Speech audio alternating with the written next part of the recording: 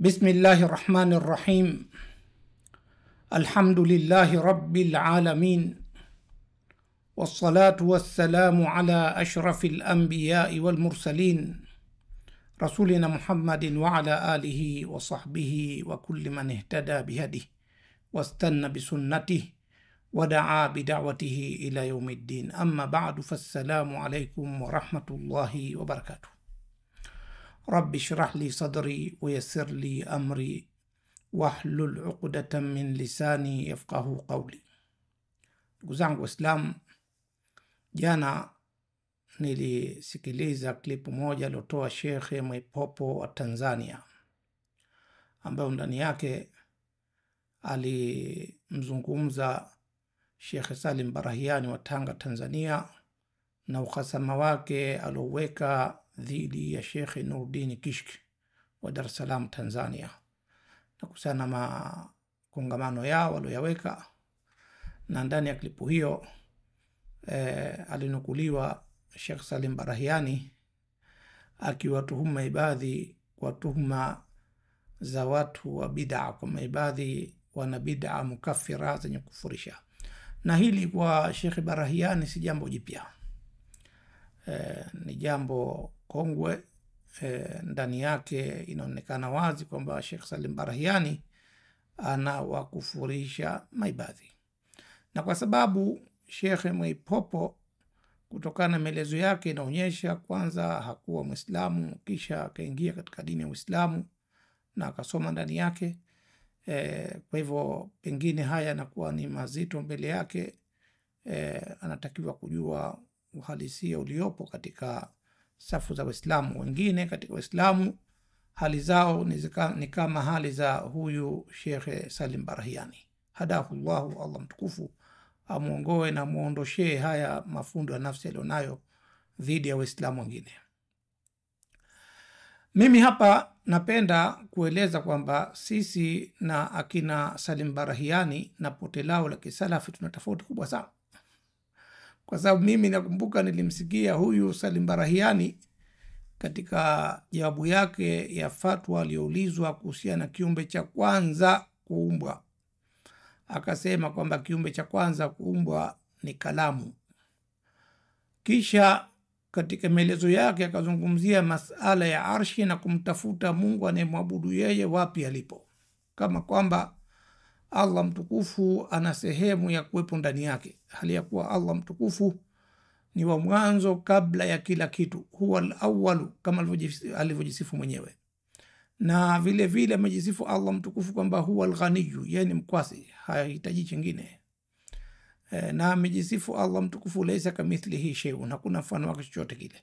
Lakini Salim Barahiani kamtafuta Mungu wake alipo, kamweka juu ya kiti mfano wa kitanda chenye matendegu, akakitako juu yake, kisha miguu yake imekanyaga juu ya kiti alichokiita kursi, na kile kitachokalia kilichoitwa arshi, na baina ya arshi na kursi kuna bahari.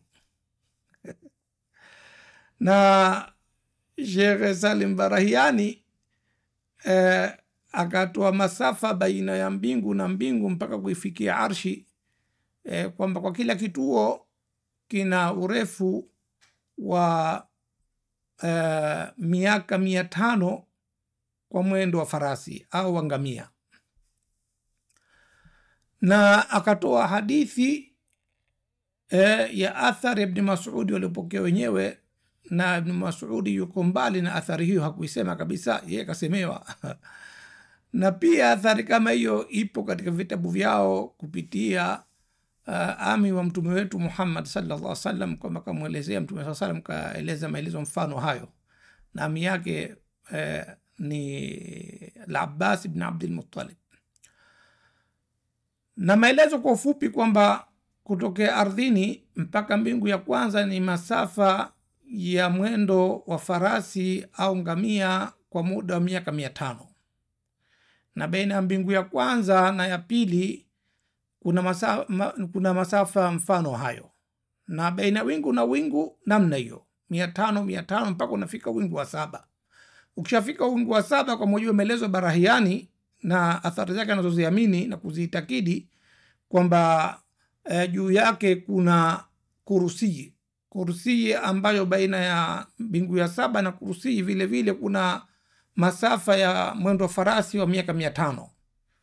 Na baada ya kursi kuna maji ambayo pia baina ya kursi na maji kuna mwendo wa miaka 500. Na baada ya maji ndio kuna arshi ambayo kakaa Mungu wake juu yake, na kakaa kitako na miguu yake imekanyaga kursi. Kwa maana hiyo baina ya arshi na maji kuna mwendo wa farasi wa miaka 500 masafa yake. Kwa maana hiyo miguu ya Allah ni mwabudu Barahiani aliyekaa juu ya arshi juu imekuja na kukanyaga kursi chini, ambayo masafa yake itakuwa ni masafa ya mwendo wa farasi wa miaka 1500. Kisha Barahiani akasema kwamba kutoka hapa mpaka kufika kwenye arshi kuna masafa ya miaka 3000 kwa mwendo wa farasi.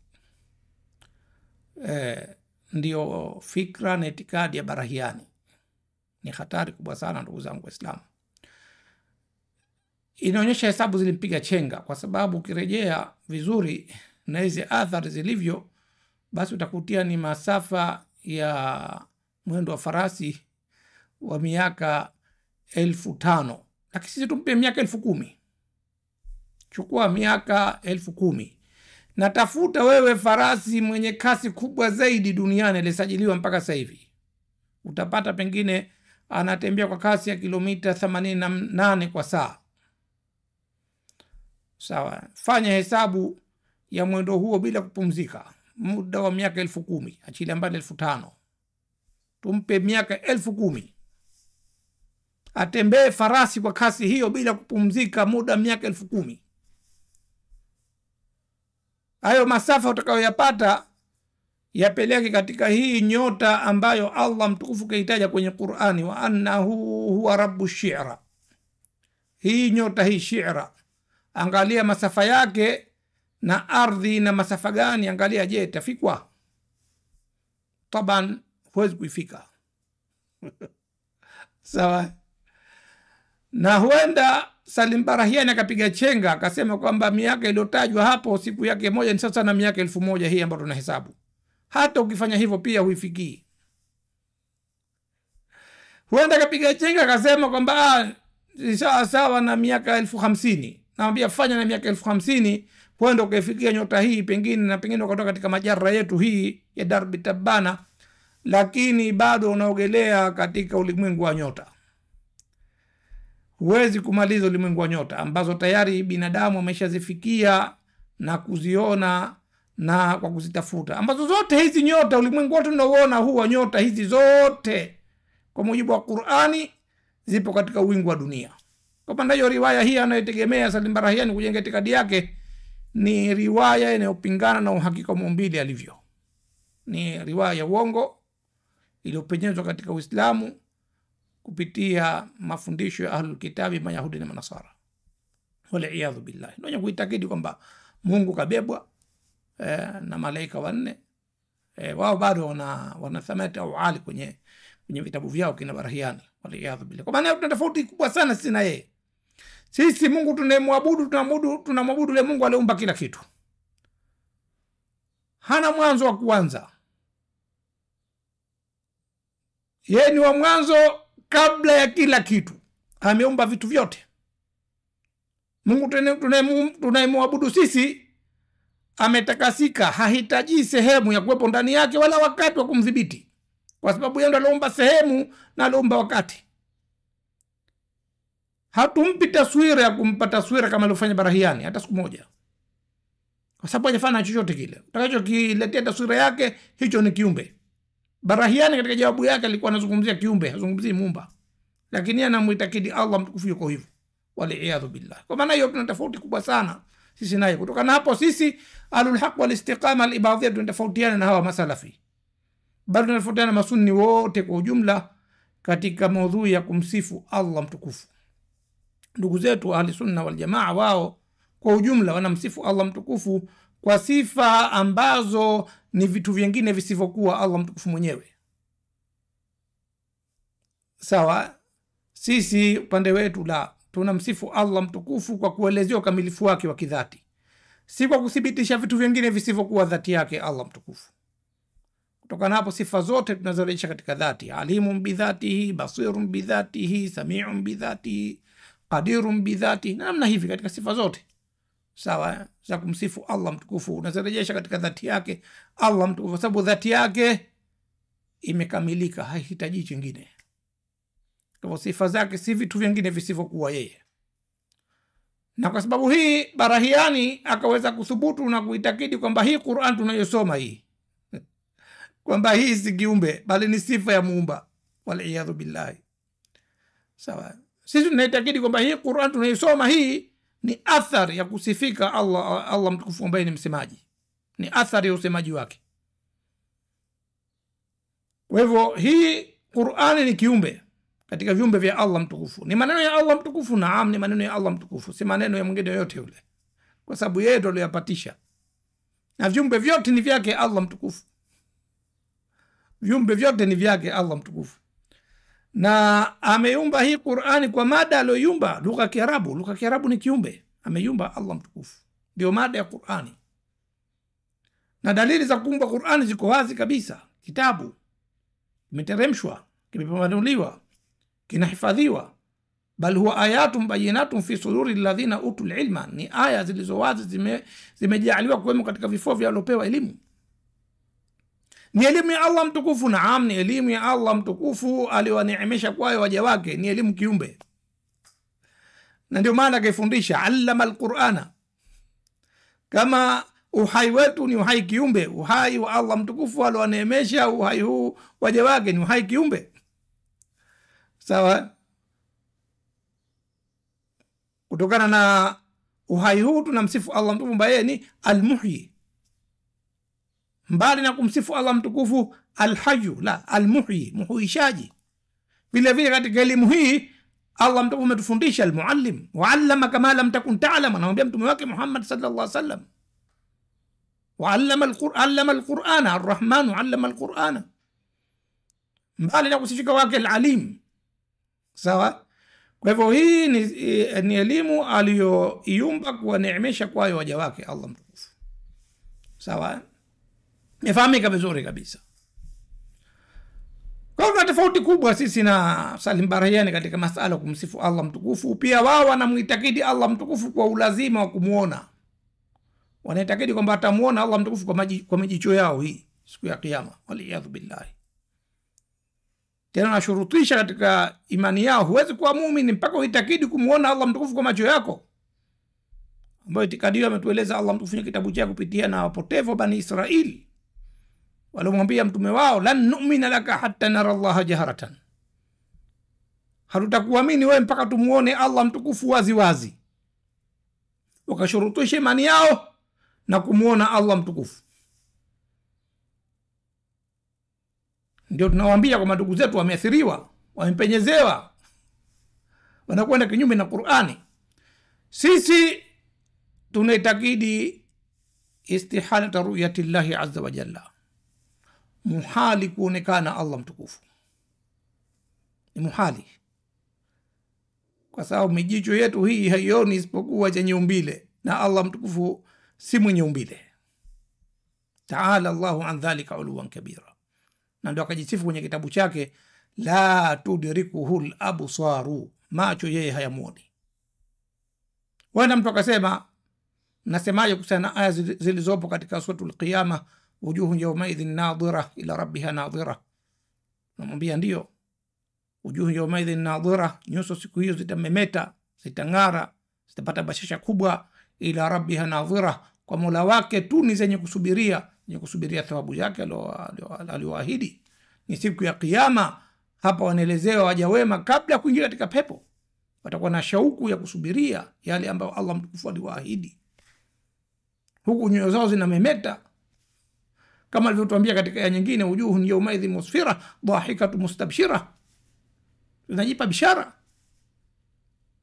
Tena tufahamu ndugu zangu Waislamu, thawabu kubwa zaidi aliyoiandaa Allah mtukufu kwa waja wake ameitaja Allah mtukufu kwenye kitabu chake, wa ridwanu minallahi akbar, na maridhio yatokayo kwa Allah mtukufu ndicho kikubwa zaidi.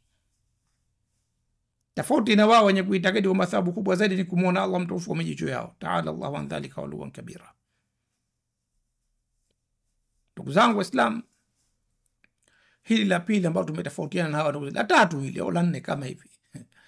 Jengine ambalo tumetofautiana sisi na hawa kina Salim Barahiani ni kumsifu Allah mtukufu kwa sifa za viungo.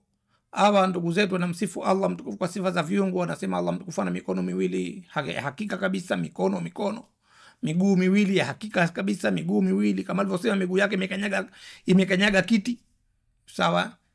Ana ubavu wa kulia na wa kushoto, ana kichwa, mpaka amefikia wanavyoni wao kina Ibn Taymiyyah al-Harrani na wengineo kueleza riwaya kwamba Allah mtukufu yupo katika sura ya kijana barobaro asiyekuwa na ndevu wala sharubu, tena amevaa mavazi ya kijani ndani ya bustani la kijani, waliyadhu billah. Na baadhi ya hadithi zao zinaonyesha kwamba Allah mtukufu yumo ndani ya nyumba. Mtume sallallahu alaihi wasallam atakwenda siku ya kiyama, ataingia ndani ya nyumba hiyo, mpaka kishamuona atamsujudia, waliyadhu billah. Sawa, sisi hatuna maitikadi hayo pofu, wala hana nafasi kwetu. Sawa, hana nafasi kwetu kabisa, haiwezi kupata mlango wa kupitia kabisa. Sawa, na zilizoma katika Qur'an zote ni idhafat. Hakuna sehemu hata moja Allah mtukufu kwamba ana mikono miwili au ana macho mawili, hakuna. Zilizoko ni idhafat, bali yadahu mabsutatani yunfiqu kaifa yasha, bali mikono yake miwili yenye kunjuka, ile kunjuliwa, anatoa anavyotaka, yani ukarimu wake.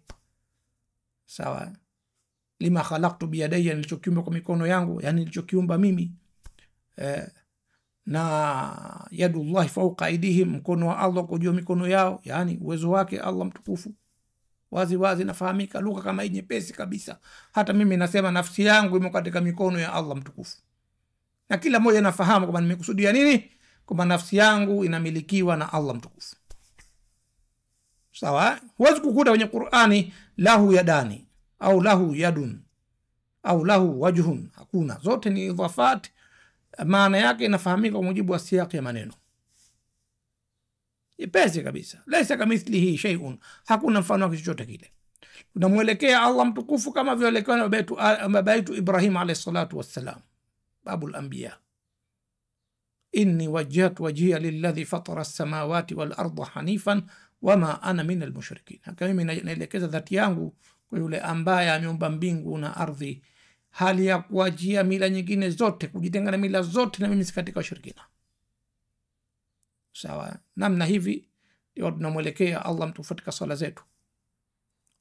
Ndugu zangu Waislamu na ufuatiliaji kwa ujumla, ifahamike kwamba tunatofautiana sisi na wanaojiita ahli sunna wal jamaa kina Salim Barahiani na wengineo katika maudhui ya imani na ukafiri. Tunakubaliana sote kwamba imani inakabiliana na ukafiri. Tunakubaliana sote kwamba imani inakabiliana na ukafiri. Lakini nini maana ya ukafiri na nini maana imani? Kwa sisi imani ni kusadikisha.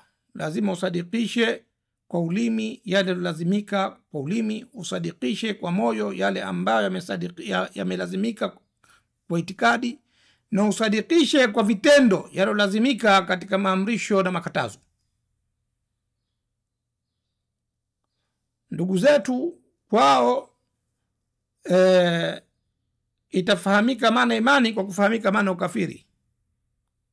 Kwao ukafiri wanaufahamu kwa maana ushirikina tu. Wakisema fulani kafir, wanamaanisha ni mshirikina. Sasa na makhawariji wa mwanzo kina Azariqa na Sufria, watu wanaitakidi kwamba kafiri maana yake ni mshirikina. Sisi la, sisi tunaposema kafir au kufru hatumaanishi ushirikina. Tunamaanisha kuwepo mja katika dhambi kubwa kisha akawa mkaidi wa kutubia. dhambi kubwa yoyote ile. Na dhambi kubwa ziko daraja mbili. Kuna dhambi kubwa ya kishirikina na dhambi kubwa iliyo chini daraja ya ushirikina, kama alivyotuambia Allah mtukufu kwenye kitabu chake, inna Allaha la yaghfiru an yushraka bihi wa yaghfiru ma duna dhalika liman yasha, hakika Allah mtukufu hasamehe kushirikishwa yeye na anasamehe yaliyo chini ya ushirikina kwa anayemtaka. Taban tuifahamu aya vizuri ndugu zangu Waislamu. Allah mtukufu hasamehe kushirikishwa yeye kwa yule ambaye atakaidika katika ushirikina wake, na anasamehe yasiyokuwa ya ushirikina kwa yule ambaye Allah mtukufu amemtaka kumuongoa kwa Uislamu. Akiingia katika Uislamu, madhambi yake yote yanasamehewa, ushirikina wake na yaliyo chini ya ushirikina yote yanasamehewa, na hili linajulikana katika dini ya Uislamu. Ndio maana ya aya ndugu zangu Waislamu. Lakini katika aya vile vile tunapata kwa madhambi, kuna madhambi ya kishirikina na madhambi ambayo ni makubwa yasiokuwa ya kishirikina, na ndio maana Allah mtukufu akawahutubia waumini na kuwaambia, intajtanibu kabaira ma tunhauna anhu nukaffir ankum sayiatikum wa nudkhilkum mudkhalan karima, mkijiepusha yale makubwa mliokatazwa, tutakusitirieni maovu yenu, tutakusitirieni mabaya yenu, na tutakuingizeni maingizo ya kukirimiwa. Kwa maana hiyo ndugu zangu Waislamu, yule ambaye yumo katika dhambi kubwa yoyote ile kisha akakaidika kutubia baada ya kujua kwamba yumo katika dhambi kubwa, hoja kamsimamikia kwamba yumo katika dhambi kubwa, akamkaidi wa kutubia, huyo ndio kafir na huyo ndio dhalim, kwa mujibu wa mafundisho ya ahli alhaq wal istiqama al-ibadhiyya ambao wamechukua moja kwa moja kupitia Qur'an tukufu. Ndugu zangu Waislamu na wafuatiliaji wote kwa ujumla, mpaka hapa tutafahamu kwamba sisi ahli alhaq wal istiqama al-ibadhiyya tunamhukumu Muislamu aliyemo katika dhambi kubwa yoyote ile na akawa mkaidi wa kutubia kwamba ni kafir. Na kwa maana hiyo kafiri ukagawika katika itikadi yetu, kukawa na ukafiri wa kishirikina. Huu unahusiana na madhambi ya kishirikina peke yake. Aliyemo katika madhambi haya, huyo si Muislamu na yuko nje ya Uislamu.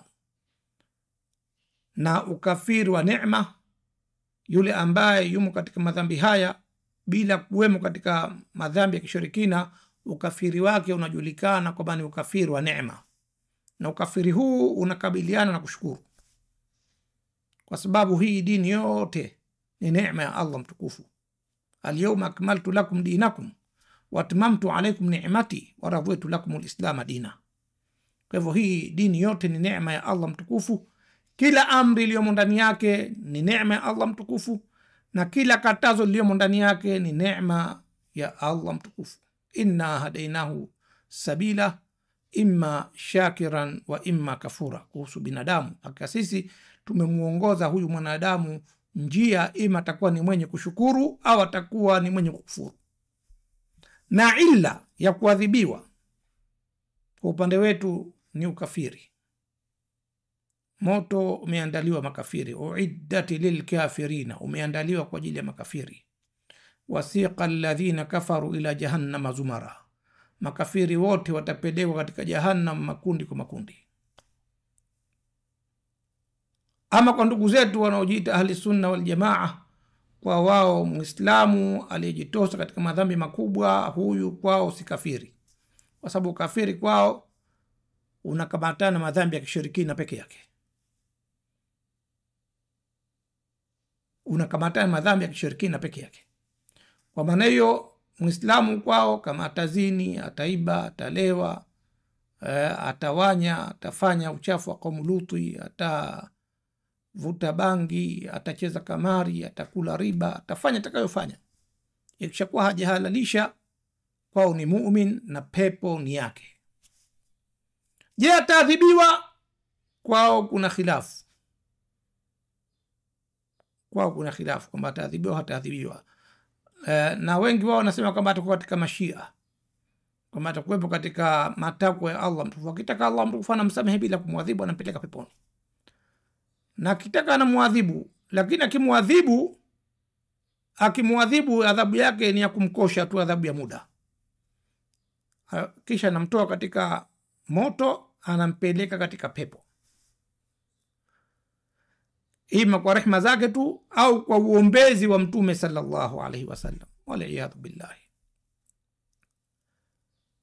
Sisi upande wetu tunaitakidi kwamba Muislamu aliyejitosha katika dhambi yoyote kubwa, yoyote ile anayejua, akakaidika kutubia, akafa katika hali hiyo, basi huyo ameangamia na hapati uombezi wa yoyote, na hakubaliwi jema lake lolote, na moto ni makazi yake kwa mujibu wa maovu yake, na atabakia humo milele. Haya tumeitakidi kwa kumsadikisha Allah mtukufu katika kitabu chake, si itikadi ya mapendo ya moyo, la.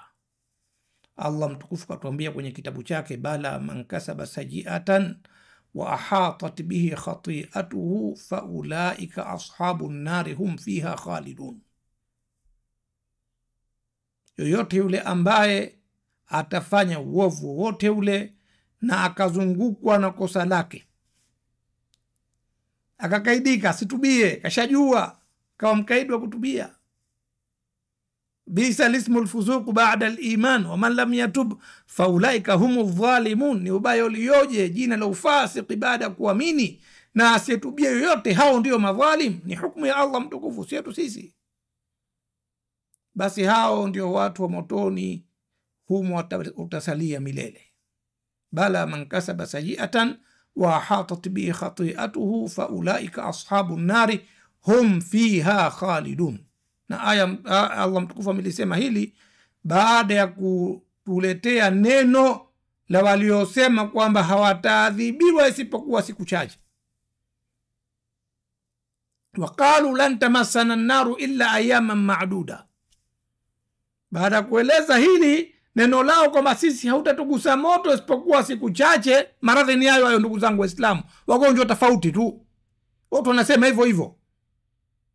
Hata hawa ndugu zetu wa Ahli Sunna wal Jamaa wanasema hivyo hivyo, ikitokezea kuadhibiwa ni kwa muda tu, kisha watatolewa tapeleka peponi.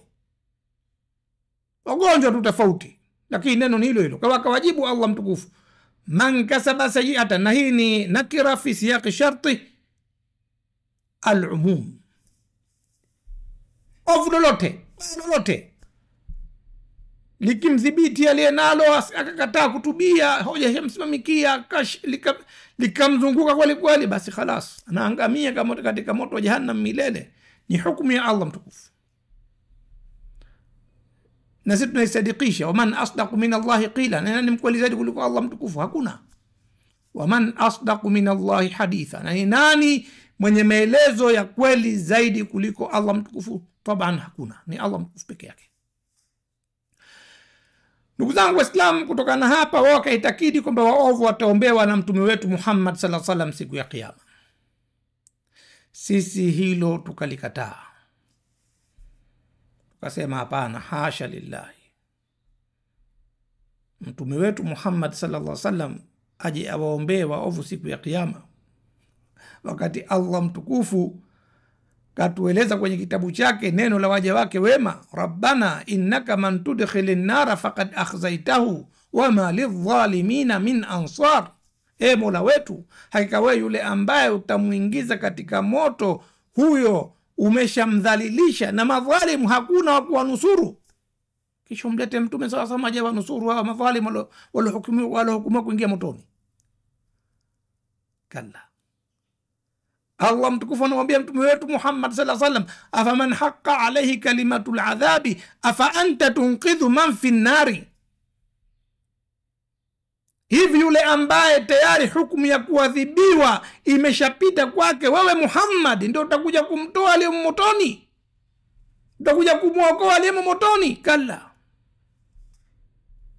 Tukumbuke ndugu zangu Waislamu, Allah mtukufu anawahutubia waumini, ya ayyuhalladhina amanu la yaskhar qaumun min qaumin asa an yakunu khayran minhum wala nisa'un min nisa'in asa an yakunna khayran minhunna wala talmizu anfusakum wala tanabazu bil alqabi bi'sa lismul fusuq ba'da al imani wa man lam yatub fa ulaika humudh dhalimun.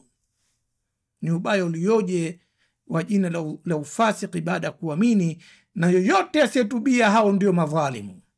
Na Allah mtukufu amehukumu kwenye kitabu chake, mali dhalimina min hamimin wala shafi'in yuta, hawatapata madhalimu rafiki wala kipenzi yoyote atakayekubaliwa.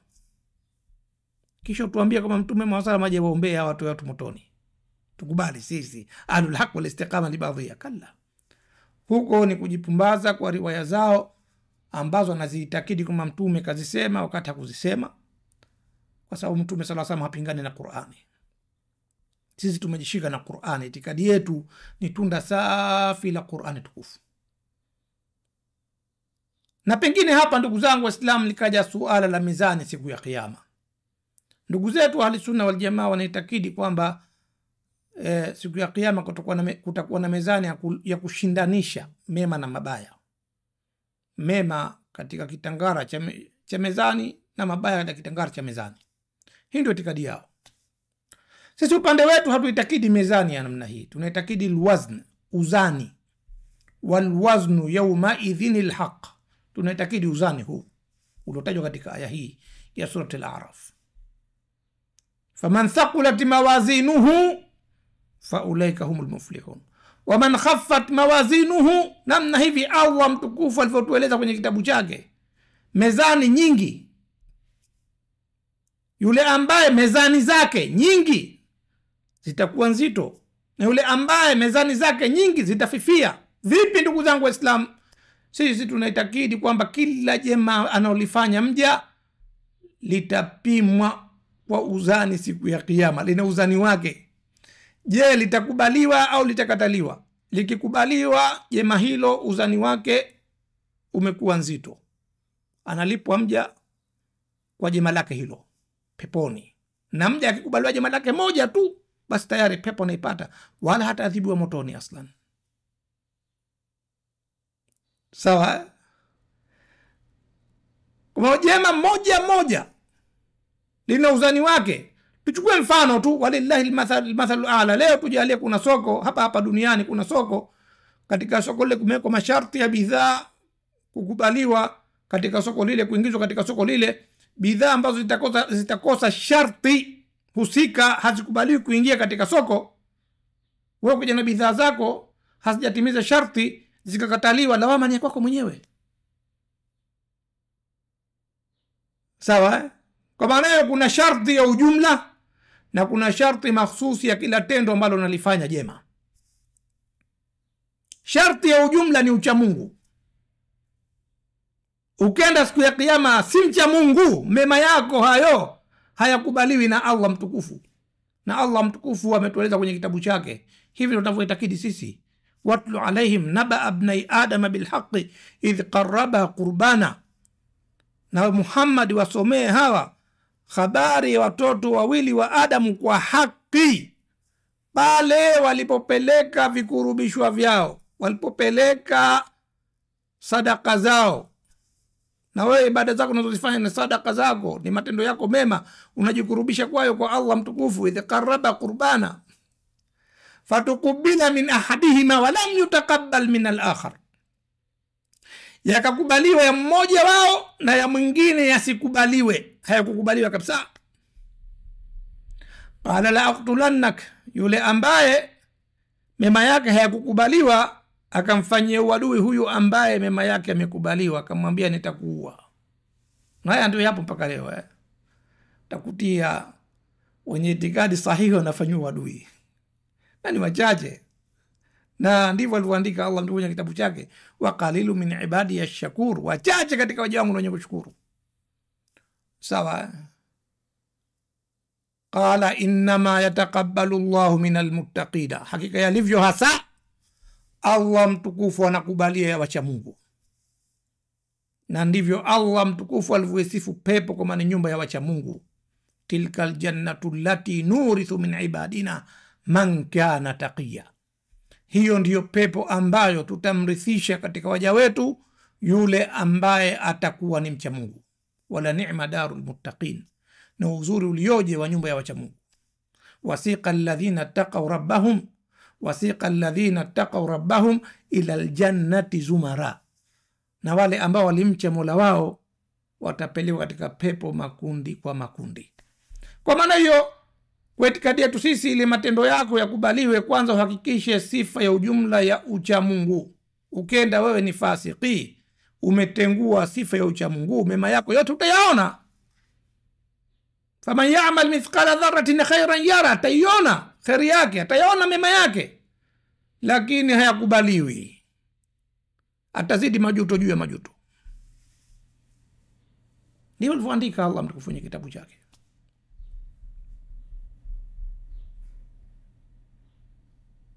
Dhalika biannahum ittaba'u ma askhata Allah wa karihu ridwanahu fahbata a'malahum, hayo ni kwa sababu wao wamefuata yale ambayo yanamkasirisha Allah na wakachukia maridhio yake, akaporomosha mema yao, hayakubaliwi na Allah mtukufu.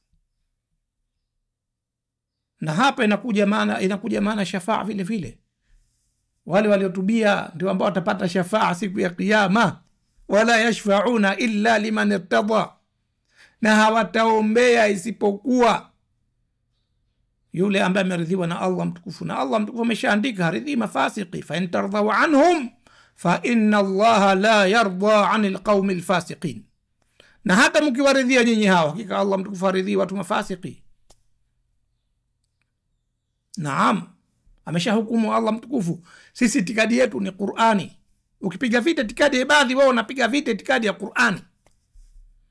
Ufahamu hicho kitu. Tunayabainisha ili watu wafahamu, wazinduke. Waislamu wafahamu, wazinduke. Mwenye kutaka haki, haki iko mbele yake. Ili jina tumeitwa tu sisi, na tumelikubali ili kuheshimu wengine. Ipatikane heshima baina yetu, isiwe ugomvi. Na ndio ukatukuta hatuna ugomvi kama Wasalim Barahiani, hapana. Sisi kwetu sisi msingi wa Qur'ani, wa ta'awanu 'ala albirri wattaqwa wa la ta'awanu 'ala alithmi wal'udwani, na saidianeni katika wema na ucha Mungu, wala msisaidiane katika madhambi na uadui. Kwa maana hiyo, anapokuja yote yule katika Uislamu katika wema na ucha Mungu, tunashirikiana naye. Na ambao tumetofautiana, kila mmoja kati yetu na muona mwenzie kapotea, basi kila mmoja mheshimu mwenzake. Akija katika mambo hayo, hatushirikiani naye, tunamwachia mwenyewe. Tuambia na kuhusu peke yako haya. Yalo bakia ujumla, tukusanya tuko pamoja nao. Na ndio maana kukutia mebaka, wanajenga misikiti, wanajenga madaris, wanasaidia mambo mengi tu ya kheri katika jamii. Ni watu wa kheri. Qur'ani ndivyo alivyowalea. Waqulu linnasi husna, na waambieni watu mazuri. Na sio kama Salim Barahiani na kundi lake. Kwa hivyo ndugu zangu Waislamu, shafaa ambayo tunaiamini sisi ni shafaa ya wale walioridhia Allah mtukufu, ya wale waliotubia. Shafaa aliyoeleza Allah mtukufu kupitia malaika waliobeba arshi yake na kuizunguka, alladhina yahmiluna al-arsha wa man hawlahu. Malaika hawa walio karibu zaidi na Allah mtukufu, wenye kubeba arshi na wanazunguka arshi. Ametueleza Allah mtukufu kwamba yastaghfiruna lilladhina amanu, wanawaombea msamaha wale walioamini. Hawa ndio walioamini hawa. Wasioingia katika istighfari hii, hao si waumini. Hata wakiitwa na wengine wani waumini, istighfari yao ni ipi? Rabbana, e Mola wetu we, wasi'ta kulla shay'in rahmatan wa ilma, umekenia kila kitu kwa rehma na elimu. Faghfir lilladhina tabu, ndo waamini hao, basi wasamehe wale waliotubia. Wattaba'u sabilaka, na wakafuata njia yako. Waqihim adhab aljahim, na uepushie adhabu ya mwako mkali wa moto. Mpaka katika aya yake, waqihimu sayyiati wa man taqi sayyiati yawma idhin faqad rahimta,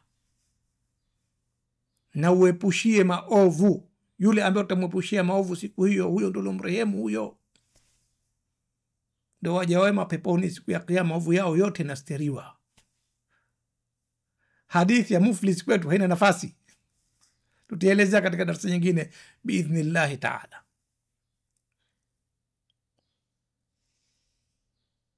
Kwa maana tunatofautiana nao katika maudhui hizi. Wao wanaamini Mungu atamwona kwa macho yao. Wao wanaamini kwamba Muislamu la ilaha illa Allah Muhammad rasul, hata afanye makosa namna gani na asitubie, kisha kwa hajalalisha makosa yake, huyo ni mja wa peponi. Na swala kuadhibiwa ni swala la walakin, na kitokeza kuadhibiwa ni kwa muda tu motoni, kisha natolewa na kwenda peponi, ima kwa rehema au kwa kuombewa na Mtume sallallahu alaihi wasallam. Sisi hayo kwetu hatuna. Hatuitakidi kumuona Allah mtukufu, wala hatuitakidi kutolewa mje yoyote wa motoni. Atakaingia motoni, motoni milele, atakaingia peponi, peponi milele. Mambo ya kutoka toka kwetu hakuna. Tunaitakidi kwamba uombezi wa mtume wetu Muhammad sallallahu alaihi wasallam ni kwa ajili ya wacha Mungu waliotubia Allah mtukufu. Ndugu zangu Waislamu, yako mengi ya kuzungumza, lakini haya ni machache ya muhimu katika maudhui hizi, na tuyafahamu vizuri. Tuzingatie kwamba kuitakidi kwetu ukafiri wa mwenye kufanya kosa kubwa lolote lile si kumhukumu yeye kama ni mshirikina. Inategemea na kosa lake kubwa hilo. Ikiwa ni kosa la kishirikina, basi atakuwa ni kafiri wa kishirikina, mshirikina. Ikiwa kosa lake kubwa hilo si la ushirikina, basi ukafiri wake utakuwa ukafiri wa neema. Itakuwa amekufuru neema katika neema za Allah mtukufu, kwa kutoheshimu amri aliyoamrishwa au kuingia katika katazo alokatazwa, waliyadhu billah. Hadha bila tawfiq. Ndugu yenu hapa Abu Hamid Hafidh Sawafi, na hii ni haki kwa dalili. Subhanaka Allahumma bihamdika, nashhadu an la ilaha illa anta, nastaghfiruka wa natubu ilayka. Wassalamu alaykum wa rahmatullahi wa barakatuh.